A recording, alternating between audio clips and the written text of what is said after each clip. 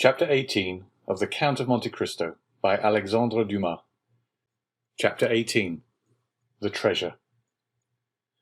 When Dante returned next morning to the chamber of his companion in captivity, he found Faria seated and looking composed.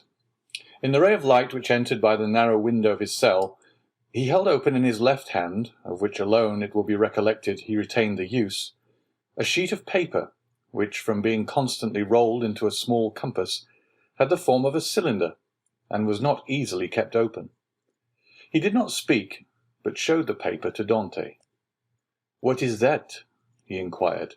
"Look at it," said the abbé with a smile. "I have looked at it with all possible attention," said Dante, "and I only see half-burnt paper, on which are traces of Gothic characters, inscribed with a peculiar kind of ink."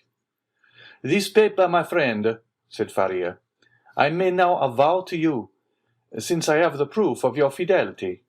This paper is my treasure, of which from this day forth one half belongs to you."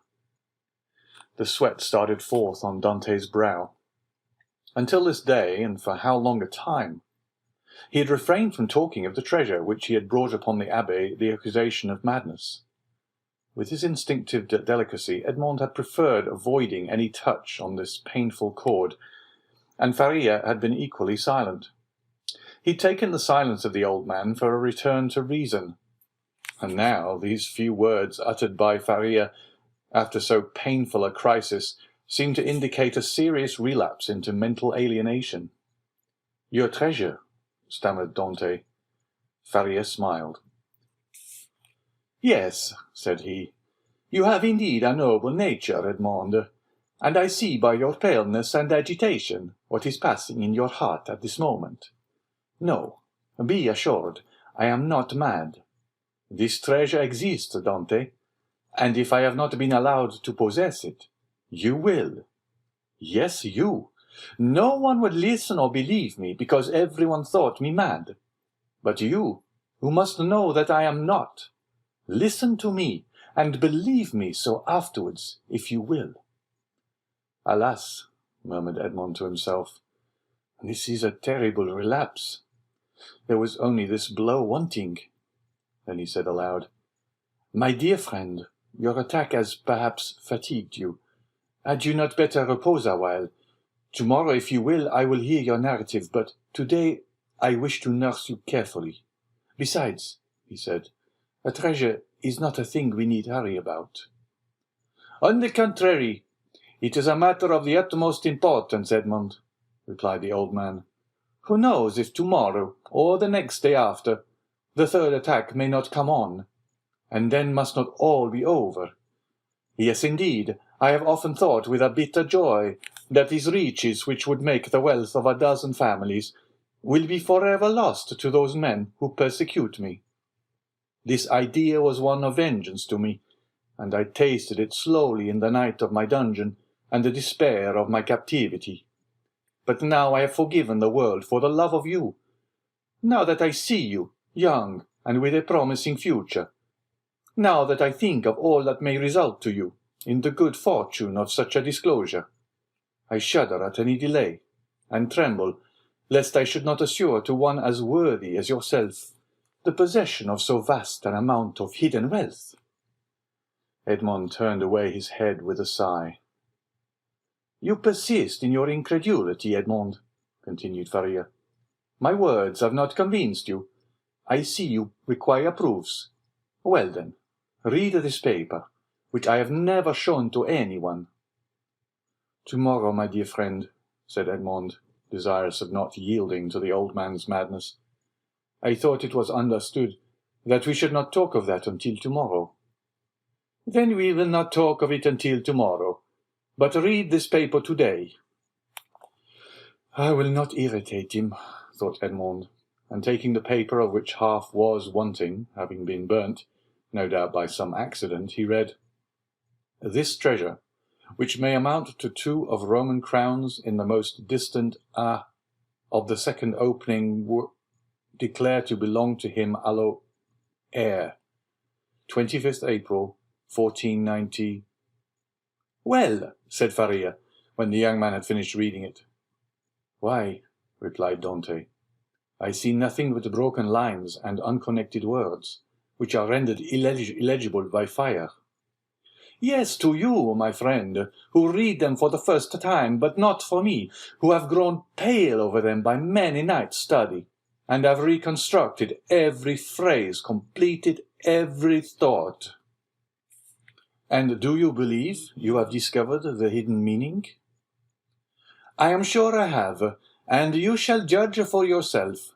But first listen to the history of this paper." "Silence!" exclaimed Dante.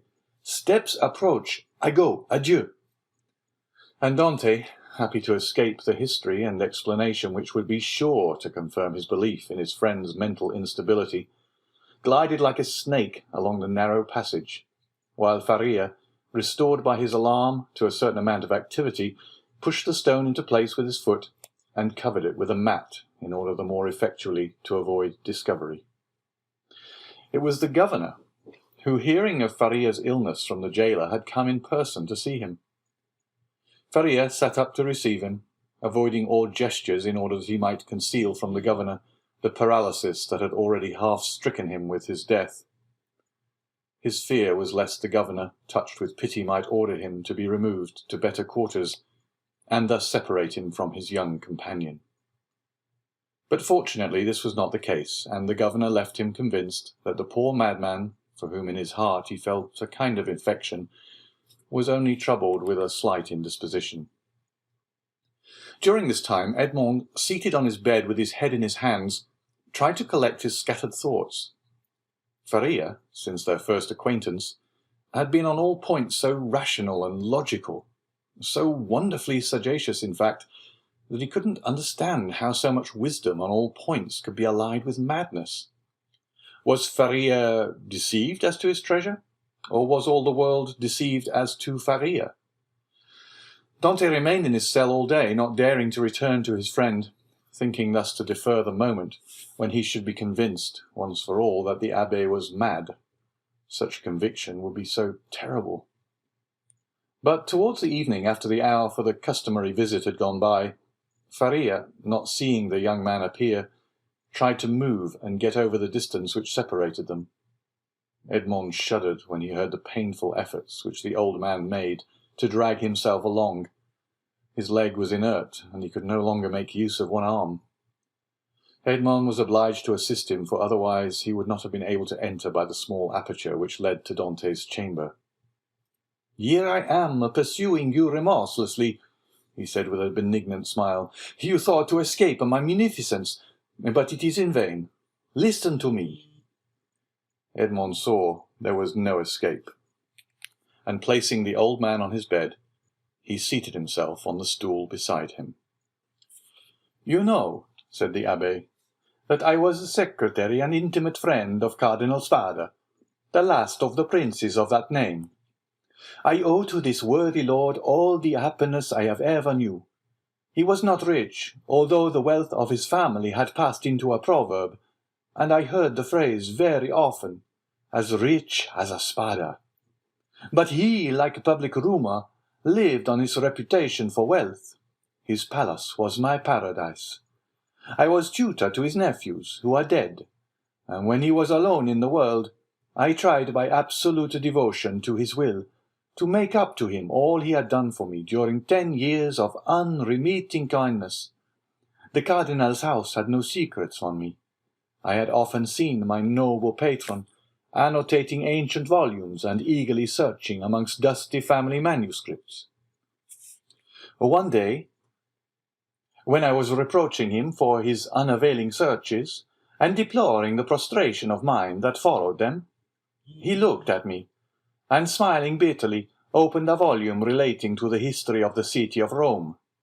There, in the 20th chapter of the life of Pope Alexandre VI, were the following lines which I can never forget. The great wars of Romagna had ended. Caesar Borgia, who had completed his conquest, had need of money to purchase all Italy. The Pope had also need of money to bring matters to an end with Louis XII, King of France, who was formidable still in spite of his recent reverses, and it was necessary, therefore, to have recourse to some profitable scheme, which was a matter of great difficulty in the impoverished conditions of exhausted Italy. His Holiness had an idea. He determined to make 2 cardinals. By choosing 2 of the greatest personages of Rome, especially rich men, this was the return the Holy Father looked for. In the first place, he could sell the great appointments and splendid offices which the cardinals already held, and then he had the 2 hats to sell besides. There was a third point in view, which will appear hereafter. The Pope and Caesar Borgia first found the 2 future cardinals. They were Giovanni Rospagliosi, who held 4 of the highest dignities of the Holy See, and Cesar Spada, one of the noblest and richest of the Roman nobility. Both felt the high honor of such a favor from the Pope. They were ambitious, and Cesar Borgia soon found purchasers for their appointments. The result was that Rospigliosi and Spada paid for being cardinals, and 8 other persons paid for the offices the cardinals held before their elevation. And thus 800,000 crowns entered into the coffers of the speculators. It is time now to proceed to the last part of the speculation. The Pope heaped attentions upon Rospigliosi and Spada, conferred upon them the insignia of the cardinalate, and induced them to arrange their affairs and take up their residence at Rome. Then the Pope and Caesar Borgia invited the 2 cardinals to dinner. This was a matter of dispute between the Holy Father and his son. Caesar thought they could make use of one of the means which he always had ready for his friends. That is to say, in the first place, the famous key which was given to certain persons with a request that they go and open a designated cupboard. This key was furnished with a small iron point, a negligence on the part of the locksmith. When this was pressed to effect the opening of the cupboard, of which the lock was difficult, the person was pricked by this small point and died next day. Then there was the ring with the lion's head, which Caesar wore when he wanted to greet his friends with a clasp of the hand. The lion bit the hand thus favored, and at the end of 24 hours, the bite was mortal. Caesar proposed to his father that they should either ask the cardinals to open the cupboard or shake hands with them. But Alexander VI replied, "Now, as to the worthy cardinals, Spada and Rospigliosi, let us ask both of them to dinner. Something tells me that we should get that money back. Besides, you forget, Caesar, an indigestion declares itself immediately, while a prick or a bite occasions a delay of a day or 2. Caesar gave way before such cogent reasoning, and the cardinals were consequently invited to dinner. The table was laid in a vineyard belonging to the Pope, near San Pierdarina, a charming retreat which the cardinals knew very well by report. Rospigliosi, quite set up with his new dignities, went with a good appetite, and his most ingratiating manner. Spada, a prudent man and greatly attached to his only nephew, a young captain of the highest promise, took paper and pen, and made his will. He then sent word to his nephew to wait for him near the vineyard, but it appeared the servant did not find him. Spada knew what these invitations meant, since Christianity, so eminently civilizing, had made progress in Rome. It was no longer a centurion who came from the tyrant with a message, "Caesar wills that you die," but it was a legate at a Latteri, who came with a smile on his lips to say from the Pope, "His Holiness requests you to dine with him." Spada set about 2 o'clock to San Pierdarina. The Pope awaited him. The first sight that attracted the eyes of Spada was that of his nephew in full costume, and Caesar Borgia paying him most marked attentions. Spada turned pale, as Caesar looked at him with an ironical air, which proved that he had anticipated all, and that the snare was well spread.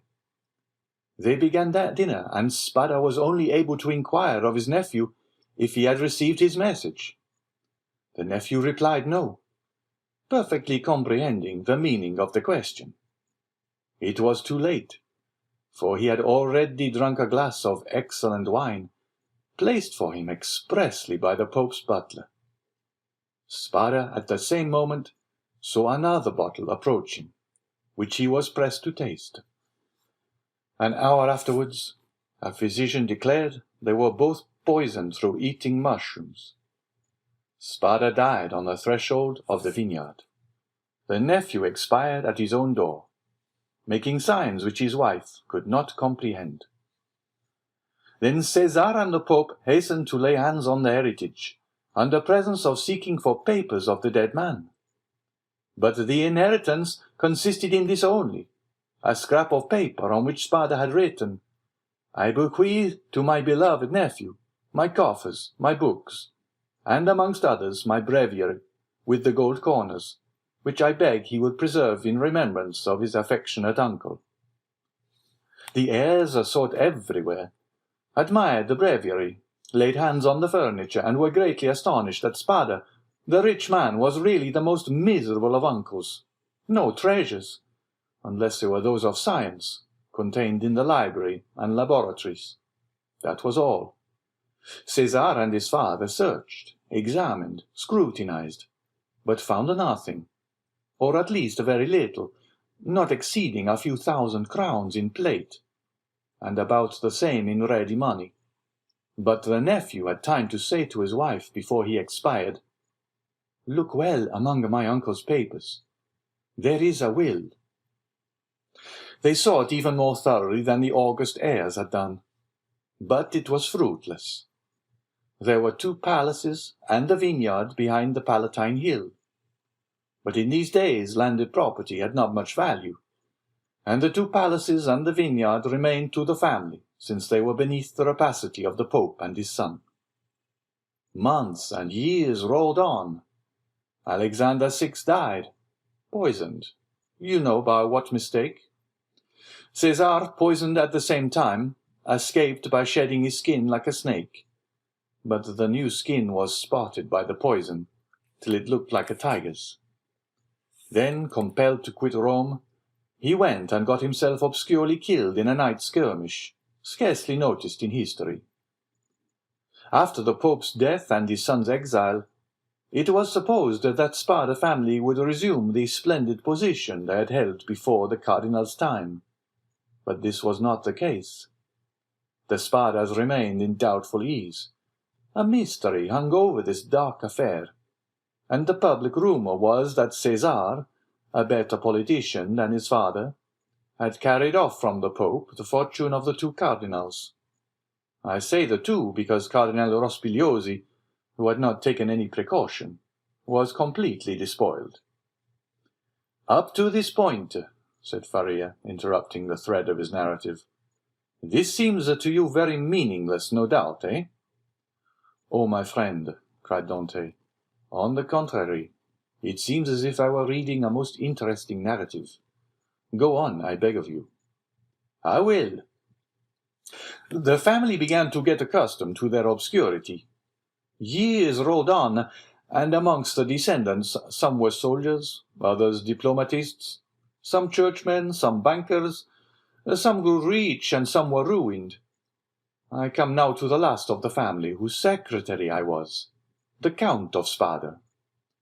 I had often heard him complain of the disproportion of his rank with his fortune, and I advised him to invest all he had in an annuity. He did so, and thus doubled his income. The celebrated breviary remained in the family, and was in the Count's possession. It had been handed down from father to son, for the singular clause of the only will that had been found, and caused it to be regarded as a genuine relic, preserved in the family with superstitious veneration. It was an illuminated book, with beautiful Gothic characters, and so weighty with gold, that a servant always carried it before the cardinal on days of great solemnity. At the sight of papers of all sorts, titles, contracts, parchments, which were kept in the archives of the family, all descending from the poisoned cardinal, I in my turn examined the immense bundles of documents, like 20 servitors, stewards, secretaries before me. But in spite of the most exhaustive researches, I found nothing. Yet I had even written a precise history of the Borgia family, for the sole purpose of assuring myself whether any increase of fortune had occurred to them on the death of the Cardinal Cesar Spada, but could only trace the acquisition of the property of the Cardinal Rospigliosi, his companion in misfortune. I was then almost assured that the inheritance had neither profited the Borgias nor the family, but had remained unpossessed like the treasures of the Arabian Nights, which slept in the bosom of the earth, under the eyes of the genii. I searched, ransacked, counted, calculated 1,000 times the income and expenditure of the family for 300 years. It was useless. I remained in my ignorance, and the Count of Spada in his poverty. My patron died. He had reserved from his annuity his family papers, his library, composed of 5,000 volumes, and his famous breviary. All these he bequeathed to me, with 1,000 Roman crowns, which he had in ready money, on condition that I would have anniversary masses said for the repose of his soul, and that I would draw up a genealogical tree and history of his house. All this I did scrupulously. Be easy, my dear Edmond, we are near the conclusion. In 1807, a month before I was arrested, and a fortnight after the death of the Count of Spada, on the 25th of December, you will see presently how the date became fixed in my memory. I was reading for the 1,000th time the papers I was arranging, for the palace was sold to a stranger, and I was going to leave Rome and settle at Florence, intending to take with me 12,000 francs I possessed, my library and the famous breviary, when, tired with my inconstant labour at the very same thing, and overcome by a heavy dinner I had eaten, my head dropped on my hands, and I fell asleep about 3 o'clock in the afternoon. I awoke as the clock was striking 6. I raised my head. I was in utter darkness. I rang for a light, but as no one came, I determined to find one for myself. It was indeed but anticipating the simple manners which I should soon be under the necessity of adopting. I took a wax candle in one hand, and with the other groped about for a piece of paper, my matchbox being empty, with which I proposed to get a light from the small flame still playing on the embers. Fearing, however, to make use of any valuable piece of paper, I hesitated for a moment, then recollected that I had seen in the famous breviary, which was on the table beside me, an old paper quite yellow with age, and which had served as a marker for centuries, kept there by the request of the heirs. I felt for it, found it, twisted it together, and put it into the expiring flame, set a light to it. But beneath my fingers, as if by magic, in proportion as the fire ascended, I saw yellowish characters appear on the paper. I grasped it in my hand, put out the flames as quickly as I could, lighted my taper in the fire itself, and opened the crumpled paper with inexpressible emotion, recognizing when I had done so that these characters had been traced in mysterious and sympathetic ink, only appearing when exposed to the fire. Nearly 1/3 of the paper had been consumed by the flame. It was that paper you read this morning. Read it again, Dante, and then I will complete for you the incomplete words and unconnected sense. Faria, with an air of triumph, offered the paper to Dante, who this time read the following words, traced with an ink of a reddish colour, resembling rust. This 25th day of April, 1498, B. Alexander VI, and fearing that not he may desire to become my heir, and Bentivoglio, who were poisoned, my sole heir that I have and has visited with me, that is in island of Monte Cristo, all I jewels, diamonds, gems, that I alone may amount to nearly the 2 million, will find on raising the 20th row creek to the east in a right line, 2 open. In these caves the treasure is in the furthest, which treasure I bequeath and leave as my sole heir. 25th April 1498, says, "And now," said the abbé, "read this other paper," and he presented to Dante a second leaf, with fragments of lines written on it, which Edmond read as follows: "Ing invited to dine by his holiness, content with making me pay for my hat, serves for me the fate of Cardinals Caprara. I declare to my nephew, Guido Spada, read in a place he knows, the caves of the small, est of ingots, gold, money, know of the existence of this treasure, which lions of Roman crowns, and which he from the small ings have been made, Ingel in the second, tire to him, R. Spada." Faria followed him with an excited look. "And now," he said, when he saw that Dante had read the last line, "put the 2 fragments together and judge for yourself."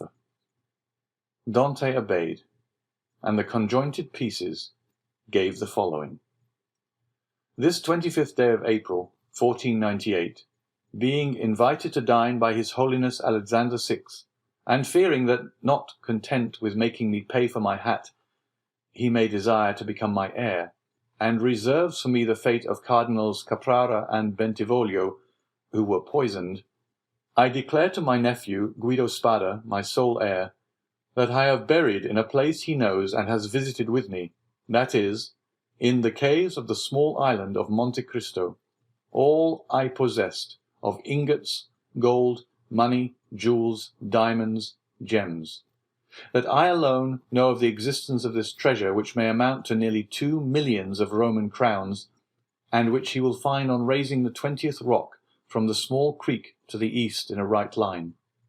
2 openings have been made in these caves. The treasure is in the furthest angle in the second, which treasure I bequeath and leave entire to him as my sole heir. 25th April, 1498. César Spada." "Well, do you comprehend now?" inquired Faria. "It is the declaration of Cardinal Spada, and the will so long sought for," replied Edmond, still incredulous. "Yes, 1,000 times yes." "And who completed it as it is now?" "I did, aided by the remaining fragment. I guessed the rest, measuring the length of the lines by those of the paper, and divining the hidden meaning by means of what was in part revealed, as we are guided in a cavern by the small ray of light above us." "And what did you do when you arrived at this conclusion?" "I resolved to set out, and did set out at that very instant, carrying with me the beginning of my great work, the unity of the Italian kingdom. But for some time the imperial police, who at this period, quite contrary to what Napoleon desired so soon as he had son born to him, wished for a partition of provinces, had their eyes on me, and my hasty departure, the cause of which they were unable to guess, having aroused their suspicions. I was arrested at the very moment I was leaving Piombino. Now," continued Faria, addressing Dante with an almost paternal expression, "now, my dear fellow, you know as much as I do myself. If we ever escape together, half of this treasure is yours. If I die here, and you escape alone, the whole belongs to you." "But," inquired Dante, hesitating, "has this treasure no more legitimate possessor in the world than ourselves?" No, no, be easy on that score. The family is extinct. The last Count of Spada, moreover, made me his heir, bequeathing to me this symbolic breviary. He bequeathed to me all it contained. No, no, make your mind satisfied on that point. If we lay hands on this fortune, we may enjoy it without remorse. And you say this treasure amounts to 2 millions of Roman crowns, nearly 13 millions of our money. Impossible, said Dante, staggered at the enormous amount. Impossible? And why? Asked the old man. The Spada family was one of the oldest and most powerful families of the 15th century, and in those times when other opportunities for investment were wanting, such accumulations of gold and jewels were by no means rare. There are at this day Roman families perishing of hunger, though possessed of nearly 1 million in diamonds and jewels handed down by entail, and which they cannot touch. Edmond thought he was in a dream. He wavered between incredulity and joy. I have only kept this secret so long from you, continued Faria, that I might test your character and then surprise you. Had we escaped before my attack of catalepsy, I should have conducted you to Monte Cristo now, he added with a sigh. It is you who will conduct me thither. Well, Dante, you do not thank me? This treasure belongs to you, my dear friend, replied Dante, and to you only. I have no right to it. I am no relation of yours. You are my son, Dante, exclaimed the old man. You are the child of my captivity. My profession condemns me to celibacy. God has sent you to me to console, at one and the same time, the man who could not be a father, and the prisoner who could not get free. And Faria extended the arm of which alone the use remained to him, to the young man, who threw himself upon his neck and wept. End of chapter 18.